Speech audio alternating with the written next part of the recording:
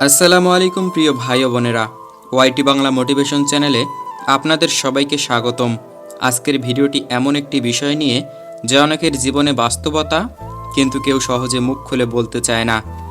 যদি একজন স্ত্রী তার স্বামীকে গুরুত্ব না দেয়, তাকে অবহেলা করে, তার কথা শোনে না, তার অনুভূতির মূল্য না দেয়, তাহলে একজন স্বামীর কী করা উচিত?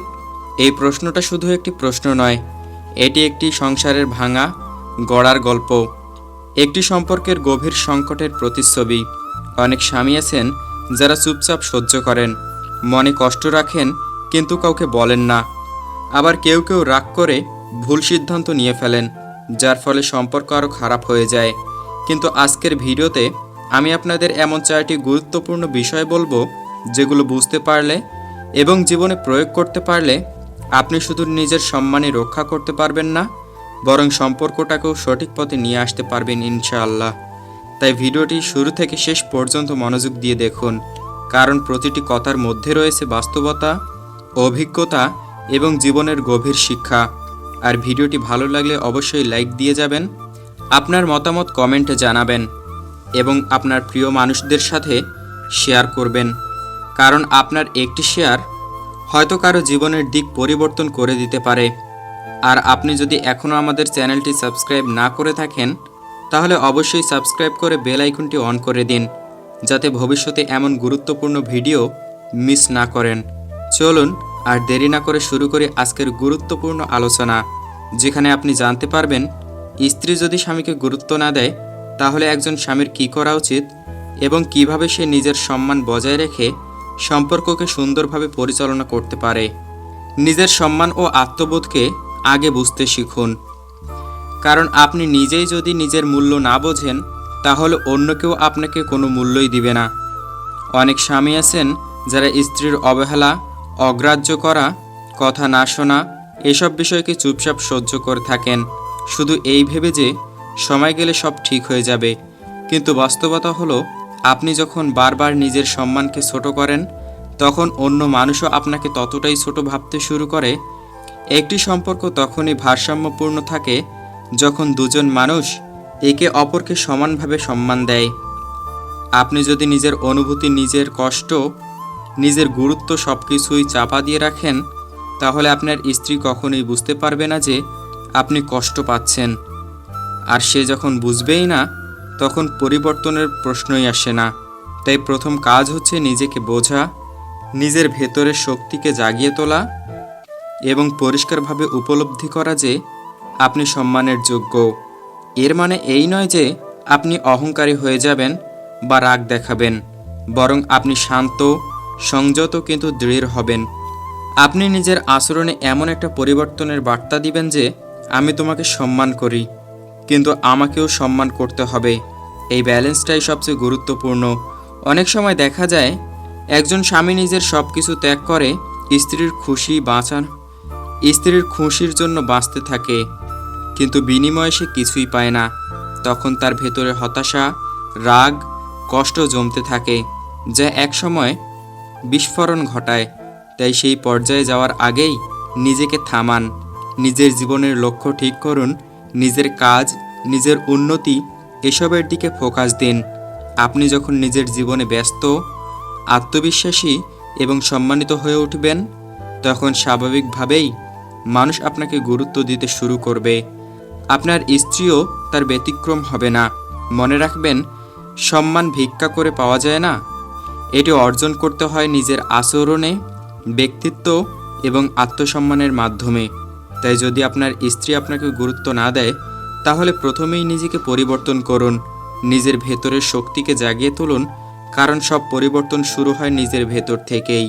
খোলামেলা ও কৌশলী যোগাযোগ গড়ে তুলুন, কারণ নীরবতা অনেক সময় সমস্যাকে আরও গভীর করে তোলে। অনেক স্বামী আছেন যারা মনে করেন সে নিজে থেকেই একদিন বুঝবে, কিছু না বলাই ভালো। কিন্তু বাস্তবতা হলো, না বলা কথাগুলোই একসময় সম্পর্কের দেয়ালে ফাটল তৈরি করে। আপনি যদি আপনার কষ্ট, আপনার প্রত্যাশা, আপনার অভিমান কিছুই প্রকাশ না করেন, তাহলে আপনার স্ত্রী কিভাবে বুঝবে যে আপনি গুরুত্ব পাচ্ছেন না? তাই এখানে সবচেয়ে গুরুত্বপূর্ণ বিষয় হলো কিভাবে কথা বলছেন। সরাসরি অভিযোগ না করে আক্রমণাত্মক না হয়ে শান্ত ও সম্মানজনক ভাষায় নিজের অনুভূতি প্রকাশ করতে হবে।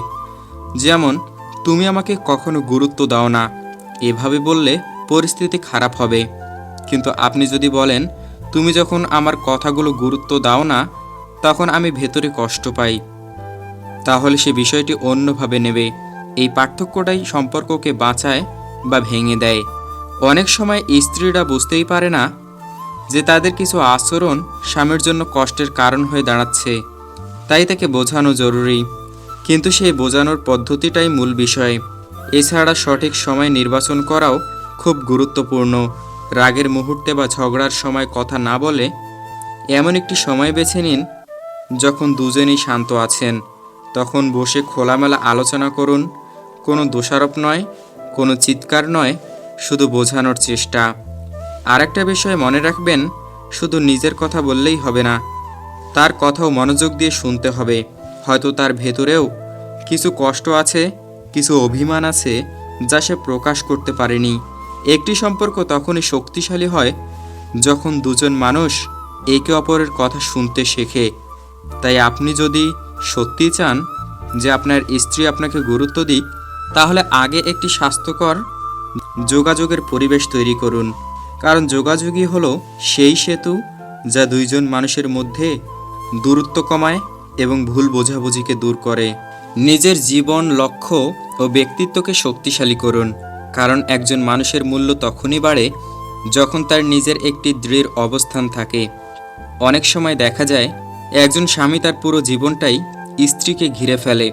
তার চিন্তা, সময়, সিদ্ধান্ত সবকিছুই শুধু একজন মানুষকে কেন্দ্র করে ঘোরে। ফলাফল কি হয়?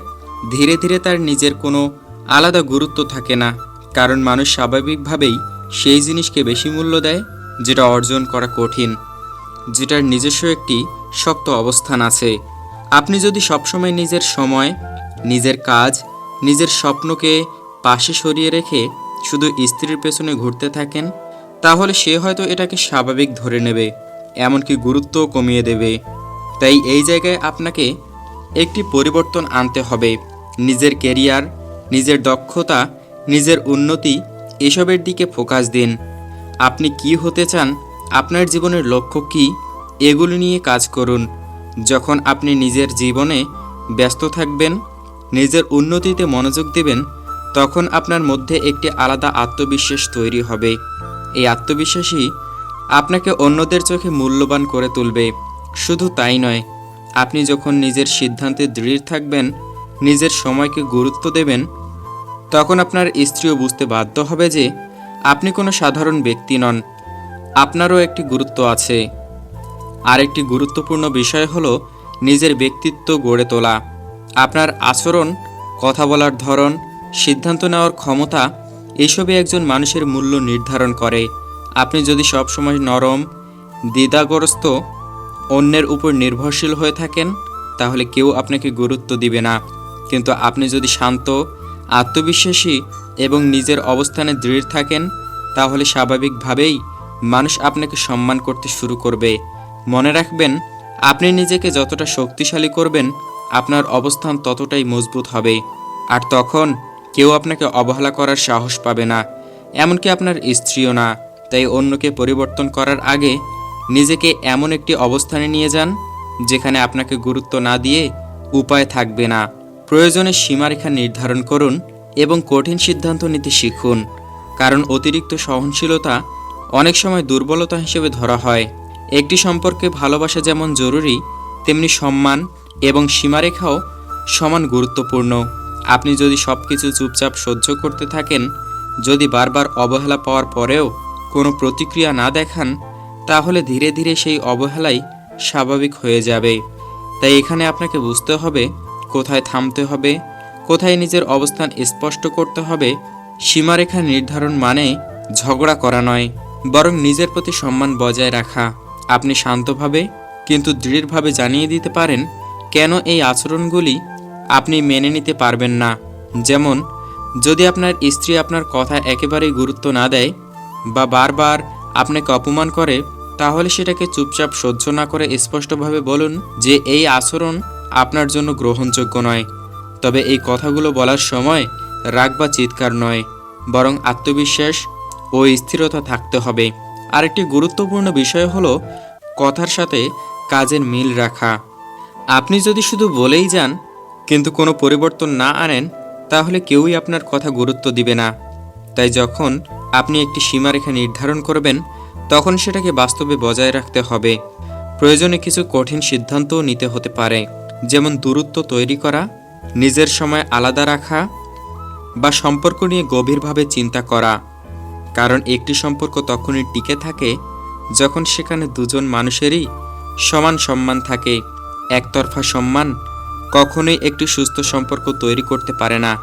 মনে রাখবেন, আপনি কাউকে জোর করে আপনাকে ভালোবাসতে বা সম্মান করতে বাধ্য করতে পারবেন না, কিন্তু আপনি এমন একটি অবস্থান তৈরি করতে পারবেন যেখানে আপনাকে অবহেলা করা সহজ হবে না।